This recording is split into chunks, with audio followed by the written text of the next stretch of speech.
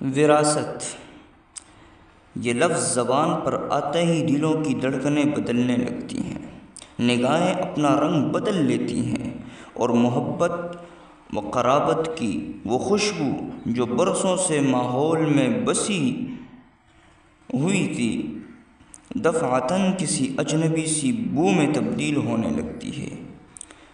یہ وہ لمحہ ہوتا ہے جب انسان کا ظاہر اور باطن ایک دوسرے سے جدا ہو کر کھلنے لگتا ہے، اور باطن کی اندھیری نگری میں حرص و حسد کے چہرے پر سے نقاب ہٹا دیتی ہے۔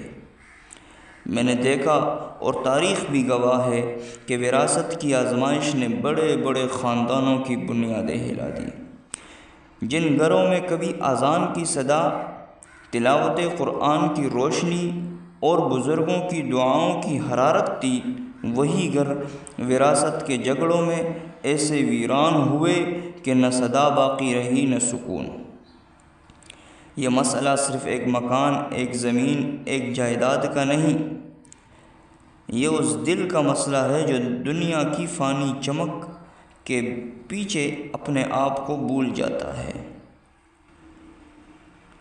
کیا انسان نہیں جانتا کہ وہ مکان جس پر وہ برسوں جھگڑتا ہے، وہ بھی چند سال بعد کسی اور کا ہو جاتا ہے؟ جس زمین کے لیے بھائی بھائی کا دشمن بن جاتا ہے، وہ زمین آخر کار اسی کے جسم کو اپنے دامن میں دفن کر دیتی ہے، بغیر کسی امتیاز کے، بغیر کسی اختیار کے۔ قرآن کریم بار بار توجہ دلاتا ہے، کل نفس ذائقۃ الموت، کل نفس ذائقۃ الموت، ہر جان کو موت کا مزہ چکھنا ہے۔ پھر کس بات کی جلدی، کس بات کی حرص؟ اگر یہ مال و زر تمہاری دائمی ملکیت نہیں تو اس کے لیے دائمی دشمنی کیوں؟ اللہ کے نبی صلی اللہ علیہ وسلم نے فرمایا کہ انسان کہتا ہے میرا مال، میرا مال، حالانکہ اس کے مال میں سے اس کے لیے وہی ہے جو اس نے کھا لیا، پھین لیا یا صدقہ کر دیا، باقی سب تو وارثوں کا ہے۔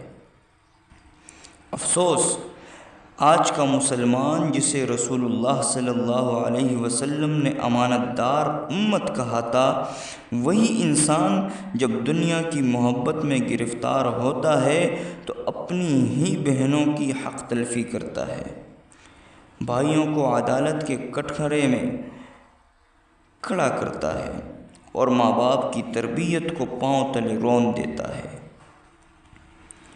ایمان کا تقاضا یہ ہے کہ وراثت کو عین شریعت کے مطابق تقسیم کیا جائے، بغیر کسی کمی بیشی کے، بغیر کسی جذباتی یا دنیاوی دباؤ کے۔ عدل کا یہ پیمانہ نہ صرف دنیا میں انسان کو عزت دیتا ہے بلکہ آخرت میں نجات کا وسیلہ بھی بنتا ہے۔ یاد رکھو،